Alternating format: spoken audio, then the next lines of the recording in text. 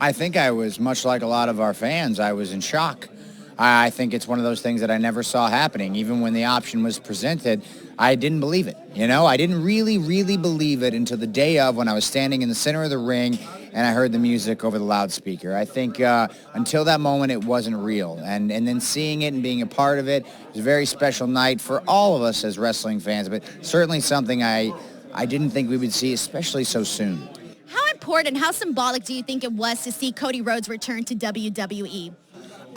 You know, I think he's got some unfinished business here. I think that's part of why he left to begin with. He wanted to make himself a new man, and he wanted to do it on his own, and he did that. He did that. To his credit, he went out, he did his own thing. He grinded, he made his way back to WWE, and now, you know, well, he's on the shelf right now, but on his way back, who knows what could happen in the future. And that Hell in a Cell match where he wrestled with a torn pec, I mean, that was absolutely brutal to see. And you were the person that got to experience that firsthand, having wrestled Cody Rhodes inside that Hell in a Cell.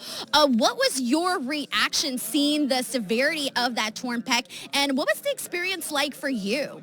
Well, I have been injured in matches many times in my life. I've broken my jaw, separated shoulders, torn my ACL very famously, and I've always finished the match. What I've never done is gone into a match of that magnitude, Hell in a Cell, main event of a pay-per-view, Chicago, Illinois, with an injury like that. So my hat's off to Cody Rhodes. It was not for the faint of heart, that's for sure. And it took a long time, I think, for the viewing audience to really understand what they were watching. It was hard for them to process, I think. Even when he took the jacket off, people were thinking, is this real? Is this really going to happen? And then we proceeded to have one of the greatest matches of all time.